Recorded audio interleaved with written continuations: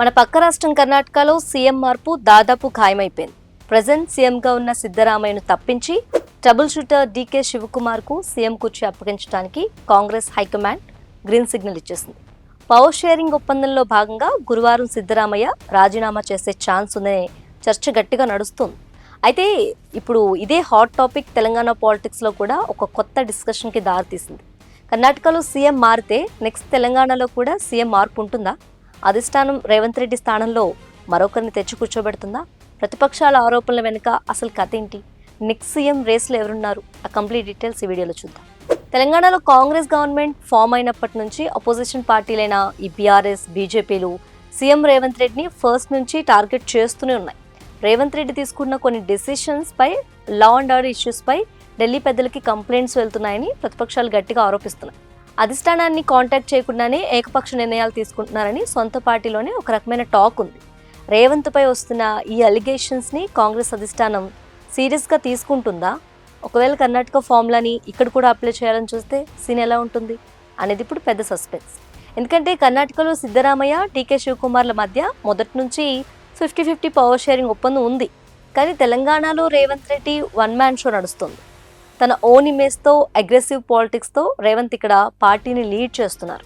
కానీ కాంగ్రెస్ పాలిటిక్స్లో ఎప్పుడేం జరుగుతుందో ఎవరు ఇమాజిన్ చేయలేరు. తెలంగాణ కాంగ్రెస్లో రేవంత్ రెడ్డి కంటే ముందే ఉన్న ఎంతోమంది సీనియర్ లీడర్స్ కూడా సీఎం అవ్వాలనే డ్రీమ్స్ బలంగా ఉన్నాయి.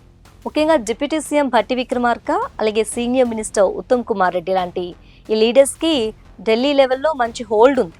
పార్టీ కోసం ఎప్పటి నుంచో కష్టపడుతున్న తమకి కూడా ఒక ఛాన్స్ ఇవ్వాలని వాళ్ళు ఇండైరెక్ట్గా కోరుకుంటున్నట్లు గాంధీభవన్ వర్గాల్లో ఎప్పటికప్పుడు టాక్ వినిపిస్తూనే ఉంటుంది.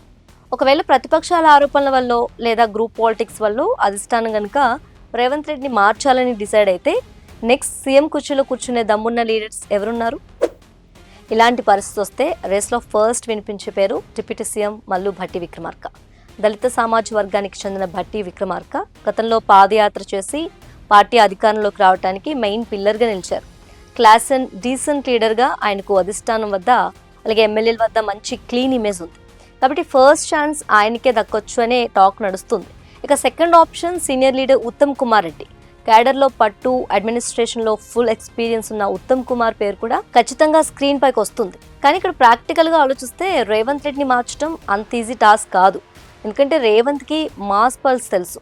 అపోజిషన్కి గట్టిగా కౌంటర్ ఇవ్వాలన్నా, క్యాడర్లో జోష్ నింపాలన్నా రేవంత్ అగ్రెసివ్ స్టైలే కాంగ్రెస్కి మెయిన్ అడ్వాంటేజ్.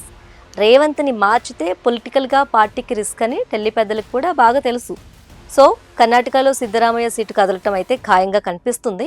బట్ దాని ఎఫెక్ట్ తెలంగాణపై పడుతుందా లేదా అనేది టైమే డిసైడ్ చేయాలి. సో ప్రస్తుతానికి రేవంత్ రెడ్డి సీటు సేఫ్గానే ఉన్నా పాలిటిక్స్లో ఎప్పుడు ఏ ట్విస్ట్ ఎదురవుతుందో చెప్పలేం. కాబట్టి మరి కర్ణాటక లాగే తెలంగాణలో కూడా సీఎం మార్పు జరిగే ఛాన్స్ ఉందంటారా?